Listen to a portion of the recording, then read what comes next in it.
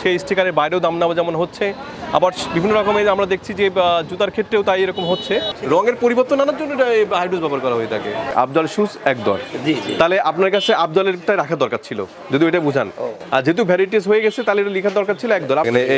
এই দেখেন এই শর্টটা যখন পড়ে গেছে, দেখেন এই যে এগুলো আপনি খেতে পারবেন, এই যে এটা। আর এটা কিডনি লিভারে ক্ষতি করে। আমরা নিয়মিত বলে যাচ্ছি, প্রতিদিন অসংখ্য অভিযান হচ্ছে এটার উপরে। আপনি জানেন না এটা কি ধরনের কথা বলেন তো? আপনি শোনেন তো, এই যে নিরাপদ ফুটে যে আছে, আপনি বলেননি ওদেরকে? আপনি কি বলেন? আপনি বারবার যদি ঘুটেন আপনি ঠিক হয়ে যাবে। এটা আপনি 2 ঘন্টা ধরে যে আপনার যে স্টাফ আছে, তো অলসতা, ও করতে চায় কি, ওটা দিতে চায়, ওইভাবে দিয়ে দিলে নরম হয়ে যায়। কারণ ডাইং শিট, ও তো রঙের জন্য কাজ করে, রঙের পরিবর্তন আনার জন্য এটা হাইড্রোজ ব্যবহার করা হয়ে থাকে। আর বিকাশ পেমেন্টে 10,000 টাকার বেশি অফার, শপিং চলছে তো। হাইড্রোজটা আমরা তন্ন করে সমস্ত মুদিখানার দোকানে কালকে আমরা রেট দিয়েছি। এগুলো করা যাবে না। আর বোতলটা নিয়ে আসেন, এগুলো নষ্ট করে দিই। আপনার কাছে আছে? হ্যাঁ, ফেলে দিয়েছেন? প্রতিদিন বানাচ্ছেন আপনি, দেখি আমরা যদি পেয়ে যাই তাহলে অনেক বড় জরিমানা করে বন্ধ করে দিব। আচ্ছা, তো এইটা কেন করছেন? এটা কোনোভাবে করা যায় না। দেখতেছেন না সমস্ত জায়গায় ঢাকাতে রেট হচ্ছে। মনে করেন এই যে 3 পিস একদম লিখছেন, তাহলে এটা লেখার তো কথা, তাই না? কত দাম লিখছেন? জরিমানা করে বলে গেছে সুন্দরভাবে। স্যারে বলার পরে এটা করেন না কেন? আপনাদের নিয়ে তো অভিযোগ দিচ্ছে আমাদের কাছে সবাই, যে আপনারা এখানে সামনে ফলের দাম, ইফতারির দোকান। আমার এলো না বারে বারেই করা লাগে। দেখেন বেদনা। শুনেন, আপনার ভুল। এই দেখেন, আপনি এখানে আসেন, এই প্রত্যেকটা দাম বেশি বেশি করে লেখা। বেদনা 500 550 বলছেন, 550 এখানে লেখেন। না, এইটা একদম করতে হবে আপনাকে। আফজল শুজ এক দর, তাহলে আপনার কাছে আফজলেরটা রাখা দরকার ছিল, যদি ওইটা বুঝান। আর যেহেতু ভ্যারাইটিস হয়ে গেছে তাহলে এটা লেখার দরকার ছিল এক দর। আপনি তো এক দরই বিক্রি করছেন। না, এগুলি এক দরে না। এই যে সমস্ত মালের আফজলের রেট আছে। আমি আপনাকে আরেকটা জিনিস বুঝাই, ভোক্তাধিকার আইনে আপনার প্রত্যেকটা জিনিসের উপরে দাম লিখতে হবে, ঠিক আছে? আপনার যেহেতু আপনি লিখছেন অনেক কিছু, আপনি কিছু বাদ আছে, সেগুলোকে অবশ্যই থাকতে হবে। না হলে কি হবে, ঈদে মানুষ আপনাদের কাছে এসে ভুক্তভোগী হবে।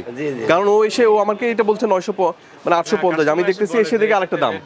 ওর সাথে আমার কথা মিলিনি। এবং আমি এখানে ঢোকার আগেও কতগুলো দেখলাম যে কিছু আছে কিছু নেই। এখন যেগুলোতে আছে সেগুলো নিজের ইচ্ছা মতো দাম করার সুযোগ আছে। আবার আপনি বললেন আফজল শুজে এক দর, আবার এইটাও তো জেন্টস সিম, তারপরে তো এক দর।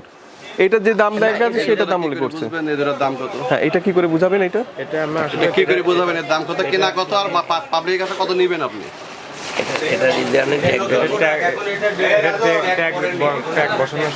ট্যাগটা বসাইতে হবে ভাই, আগে না বসাই এটা করা যাবে না। যেহেতু আপনার অধিকতর সবকিছুতে মূল্য দেওয়া আছে, তো ওইটার কাগজপত্র আছে, ওনাদের এখানে কাগজ দিচ্ছেন।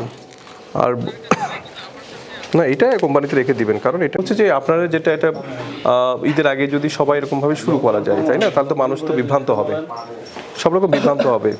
এটার কেটসে এটা সব কিছু বিভ্রান্ত হচ্ছে, ঠিক আছে? এটা সতর্কতামূলক করা, যাতে এখান থেকে শিক্ষা নিয়ে ঠিক করা যায়। হ্যাঁ, কোনো এক সাথে কথা বলে জরিমানার পাঁচটা আমরা অনেক কম করছি। দামি জুতোগুলো সব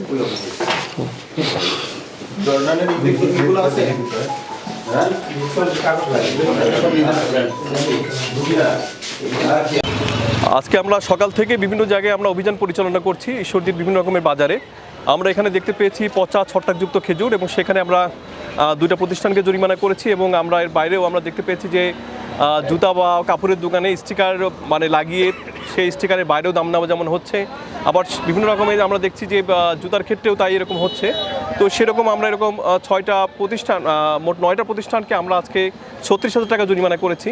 এবং সবচেয়ে দুঃখজনক ব্যাপার হচ্ছে যে জিলাপিগুলো মানুষ বেশি খাচ্ছে ঈশ্বরদীতে, এরকম জিলাপির দোকানেও আমরা যখন শুনছি যে তারা হাইড্রোজ ব্যবহার করছে এবং তারা স্বীকারও করছে এই হাইড্রোজ যে ক্ষতিকর, এইটা তারা নিজেরা জেনেও তারা এটা ব্যবহার করছে। তো সেক্ষেত্রেও তাদের জন্য আমরা সতর্কতামূলক জরিমানা করলেও তাকে আমরা যে ওয়ার্ন করেছি, এরপরে যদি এটা করে আমরা আরও কঠোর আইনানুগ ব্যবস্থা গ্রহণ করা হবে।